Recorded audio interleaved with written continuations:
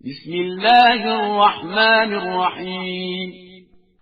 قل أوحي إلي أنه استمع نفر من الجن فقالوا إنا سمعنا قرآنا عجبا يهدي إلى الرشد فآمنا به ولن نشرك بربنا أحدا وأنه تعالى جد ربنا ما اتخذ صاحبة ولا ولدا وأنه كان يقول سفيهنا على الله شططا وأنا ظننا أن لن تقول الإنس والجن على الله كذبا وأنه كان رجال من الإنس يعوذون برجال من الجن فزادوهم رهقا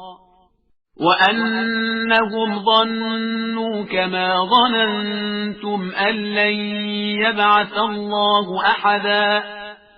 وأنا لمسنا السماء فوجدناها ملئت حرسا شديدا وشهبا وأنا كنا نقعد منها مقاعد للسمع فمن يستمع الآن يجد له شهابا رصدا وأنا لا ندري أشر أريد بمن في الأرض أم أراد بهم ربهم رشدا وأنا منا الصالحون ومنا دون ذلك كنا طرائق قددا وأنا ظننا أن لن نعجز الله في الأرض ولن نعجزه هربا وأنا لما سمعنا الهدى آمنا به فمن يؤمن بربه فلا يخاف بخسا ولا رهقا وأنا منا المسلمون ومنا القاسطون فمن أسلم فأولئك تحروا رشدا وأما القاسطون فكانوا لجهنم حطبا وأن لو استقاموا على الطريقة لأسقيناهم ماء غدقا لنفتنهم فيه ومن يعرض عن ذكر ربه يسلكه عذابا صعدا وأن المساجد لله فلا تدعوا مع الله أحدا وأنه لما قام عبد الله يدعوه كادوا يكونون عليه لبدا قل إنما أدعو ربي ولا أشرك به أحدا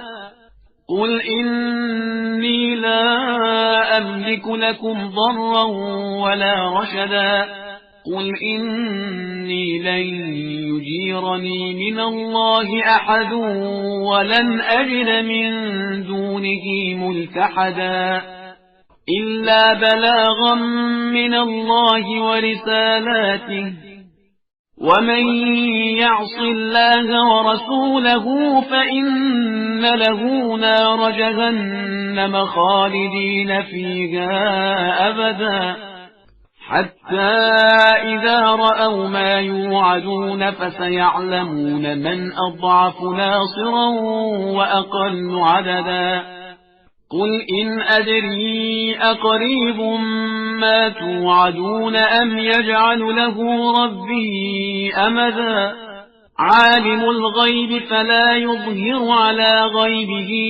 أحدا إلا من ارتضى من رسول فإنه يسلك من بين يديه ومن خلفه رصدا ليعلم أن قد أبلغوا رسالات ربهم وأحاط بما لديهم وأحصى كل شيء عددا